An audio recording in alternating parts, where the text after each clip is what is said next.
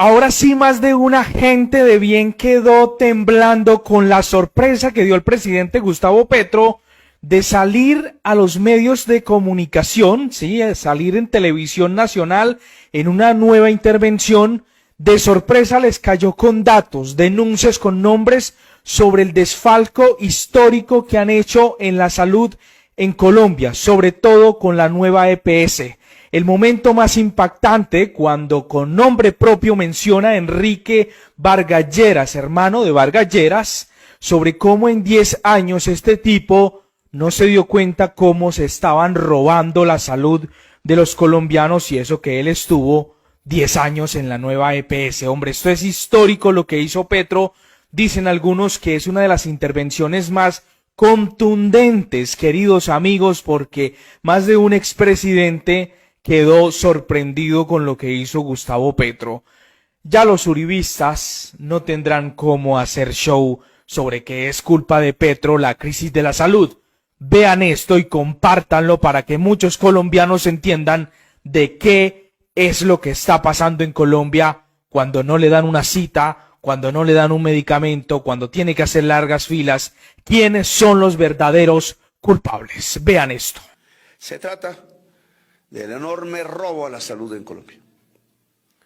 La demostración, no simplemente el discurso y la consigna, de que en este país han estafado al pueblo de Colombia por decenas de billones de pesos del erario, es decir, del dinero de todos y todas, trasladado a un cartel de la contratación que está detrás de la nueva EPS y que hay que descubrir sus personas individuales propietarias, pero que también lo encuentro en otras EPS, y que la intervención ha reducido en su poder, pero aún le falta una tarea que cumplir, y hablaremos de eso en los próximos minutos.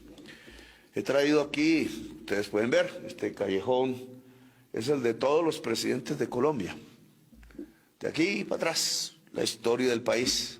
De aquí para adelante, lo que decida el pueblo. Pero quise darle a este señor que no tiene ningún cuadro, no existe en el Palacio de Nariño, pero fue presidente de Colombia, y es bueno que sepamos por qué no existe en el Palacio. Él es el único presidente negro que ha tenido Colombia. Se llama Juan José Nieto Gil.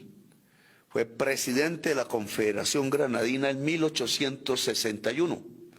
Fue militar del Ejército de Bolívar en Cartagena, en donde fue quizás uno de esos primeros presidentes del Estado de Bolívar. Nacido en Barranquilla, costeño. Ayudó en la insurrección obrera que hubo en Bogotá en el año 1854 al general José María Melo, que ustedes ya han escuchado de él. Fue el último general del Ejército Libertador. Como teniente luchó en todas las batallas de Bolívar, Bomboná, Ayacucho, Pantano de Vargas, etcétera. Peleó por Bolívar después de muerto, siguió con su bandera, terminó fusilado en Chiapas, México, por los conservadores, peleando él por un proyecto liberal y democrático. El general supremo, le decían, presidente de Colombia, el único presidente indígena porque nació en Chaparral, y aquí al lado de él, el único presidente negro que nació en Barranquilla, y que ninguno de los dos tiene un solo cuadro, por eso todos aquí son blancos, blancos, blancos.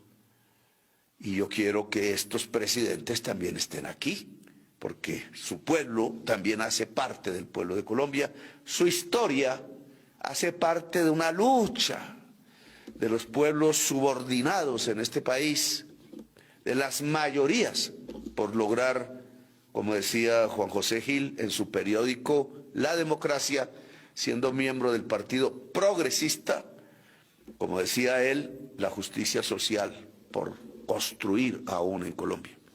Y aquí un ejemplo, en medio de esta historia que me rodea de personajes, está la historia del pueblo y la historia de las medidas del poder.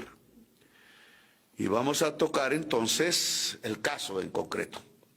Ya sabe la opinión pública, la que no lo sabe hoy, entérese por favor, que la Contraloría precisamente ratificó lo denunciado por el presidente de Colombia y el ministro de Salud, el superintendente en su momento, sobre que en la nueva EPS, que nace del Seguro Social, pero lo privatizan el 2008 el presidente Uribe, y se convierte en la nueva EPS de carácter mixto, el 49% es propiedad de la nación, el 50 más uno, las cajas de compensación de Colombia. Aquí interesante saber que mientras la propiedad pública es el Estado, las cajas de compensación ¿qué son? Pues también deberían serlo. Y lo digo con certeza porque sus fondos vienen del salario de todas las trabajadoras y trabajadores asalariados del país. Es decir, tampoco son privados. Es unas cajas parafiscales que manejan dineros públicos, pero de los trabajadores y las trabajadoras. Esos son los dueños de la nueva EPS. ¿Qué hicieron con la nueva EPS? Durante años, antes de eso, el primer afiliado de la nueva EPS es el que la fundó, el expresidente Álvaro Uribe Vélez, que también tiene un retrato aquí por acá. ¿Sigue afiliado? Puntos suspensivos. La nueva EPS ha tenido casi desde el primer día y casi desde su primera afiliación una historia de robo. Pequeño, mientras fue creciendo, hasta que se convirtió en la primera y la más grande EPS de Colombia. Hoy lo es, tiene más de 10 millones de afiliados.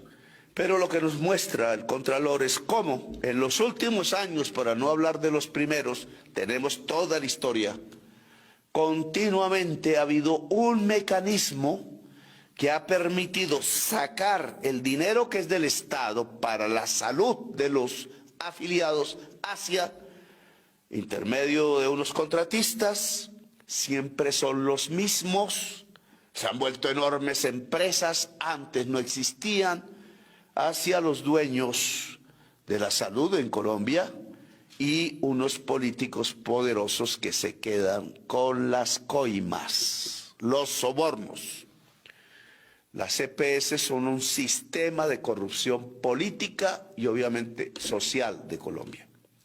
El caso de la nueva EPS, el más grande, lo demuestra.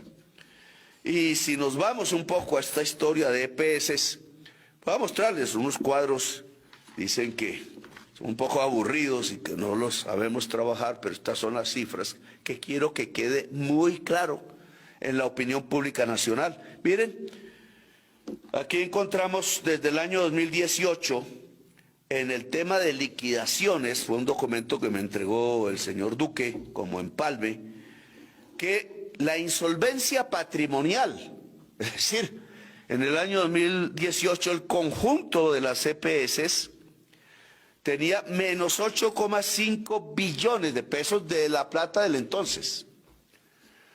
Y ustedes pueden ver en este cuadro que en diciembre del 2021, cuando hubo una liquidación masiva de EPS, esa insolvencia patrimonial bajó a menos 10,1. Si no se hubiera liquidado, esa insolvencia patrimonial hubiera aumentado de 8,5 a 10 billones. ¿Qué quiere decir? Que el mecanismo para disminuir la insolvencia patrimonial de las EPS en el conjunto de todas se llama liquidación de EPS. Es lo que han hecho todos estos gobernantes de aquí para atrás. Creo que con más o menos unas 130 EPS en Colombia permanentemente, desde que empezó a regir la Ley 100, que estableció este sistema de intermediación del dinero público. Bien, se ve en el primer cuadro que sí, que sirve porque disminuye La insolvencia patrimonial de 8.5 a 2.1, negativo todavía.